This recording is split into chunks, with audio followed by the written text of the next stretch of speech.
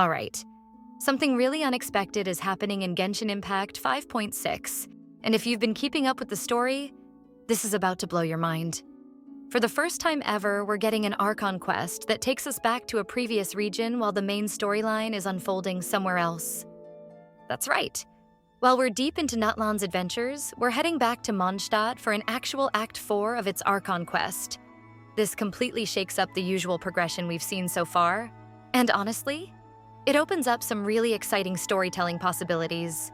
Usually, Archon quests push the story forward from one region to the next. Mondstadt to Liyue to Inazuma and so on. But now, we're circling back. And that raises some big questions. Is Mondstadt still hiding some unresolved mysteries? Are the devs starting to blur the lines between past and present regions? If this trend continues, we might see future Archon quests span multiple nations rather than being locked to just one. The potential for deeper, more interconnected storytelling is huge. Now, let's talk about what we actually know. This quest is going to center around Durin. Wait, no. Durin. Yes, that Durin. The same one from the Dragonspine lore who fell ages ago. Albedo has always had some mysterious connection to him, but now, Durin's stepping into the spotlight in a major way. And get this, we're even meeting a mini Durin. I don't know whether to be excited or terrified, but you have to admit, that sounds ridiculously cute. And guess what? Alice and Barbeloth are making an appearance. Well, sort of. Instead of showing up in their actual forms, they're making their presence felt through Dodoko once again. If you've been following Genshin's lore, you already know Alice, Klee's unpredictable and insanely powerful mother, has a habit of shaking things up whenever she's involved.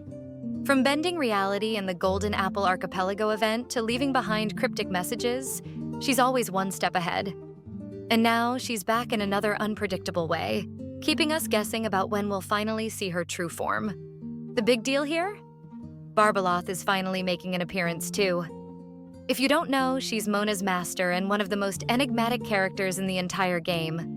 She and Alice are both part of the Hexenzirkel, which means they're some of the most powerful mages in Teyvat. We've been hearing about Barbeloth since Mona's character story all the way back in 1.0, and now she's finally in the game. But we still don't get to see her real form. Instead, she's also in Dodoko form. It's cute, sure, but let's be real. At this point, we just want to see their actual designs. Why are they holding back? Maybe they're saving it for something even bigger down the line, or maybe they just aren't ready to reveal them yet. Either way, it's a bit frustrating to have these incredibly hyped-up characters playing such an important role without actually appearing in the flesh. Now, here's something interesting.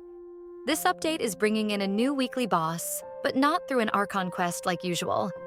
Instead, it's being introduced via a character's story quest. That's pretty rare, and makes this quest feel way more impactful. It's not just about lore, it's actively pushing the gameplay forward. Plus, we're getting 2 new cutscenes. One for the story, and another that plays during the boss fight. Switching gears just a bit, but still staying in the 5.6 realm. Let's talk about Dahlia. You might have heard his name floating around for a while now. In this update, he's making his debut as an NPC, but from everything we've seen, it looks like he's being set up for a full playable release. Maybe in 5.7 or 5.8? He's a 4-star sword user, and while we don't have solid details on his element yet, this introduction as an NPC first feels very intentional. It gives the devs room to tweak his design, playstyle, or even his element based on how players react. So keep an eye on him. He could end up being a big deal later on. What makes Dahlia even more interesting is that his concept art actually leaked 2 years ago. The Genshin Impact community has been expecting him to join the playable cast at some point, and it looks like version 5.7 will finally make that happen. Players are speculating whether he will be Hydro or Mondstadt's first Dendro character. If he's Hydro, he could become the element's first shield support, a role that's been sorely lacking. But if he's Dendro, he might just help cement the new elemental reaction being tested in the Imaginarium Theater in 5.6. Either way, Dahlia has a lot of potential, and with his background as the deacon of the Church of Favonius, he might bring some interesting lore connections too. Version 5.6 launches on May 7th, 2025, while version 5.7 which will likely introduce him as a playable unit, is set for June 18th, 2025. Now, I already told you that we're getting a new reaction in 5.6, but let's get into the details, because this could seriously shake up the game.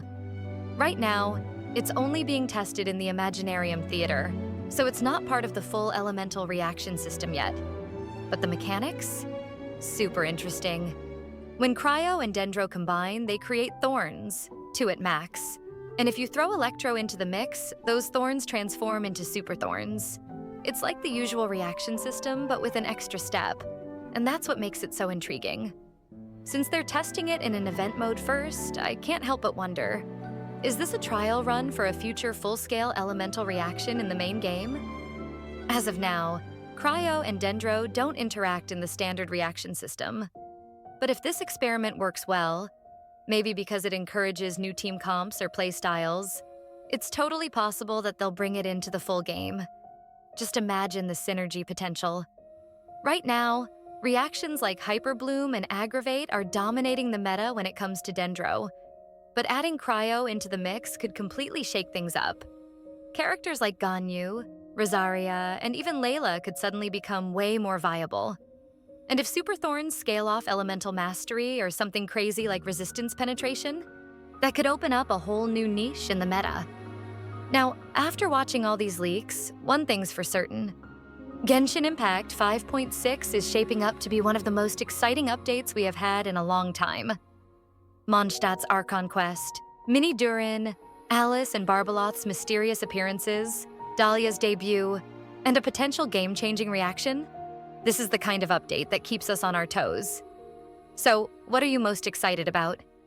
Dahlia's big debut, the return to Mondstadt, or this mysterious new reaction? Let me know in the comments. Also, just for fun, if you could design Mini Durin's abilities, what would they be? Drop your best ideas below, and I will meet you in the next one.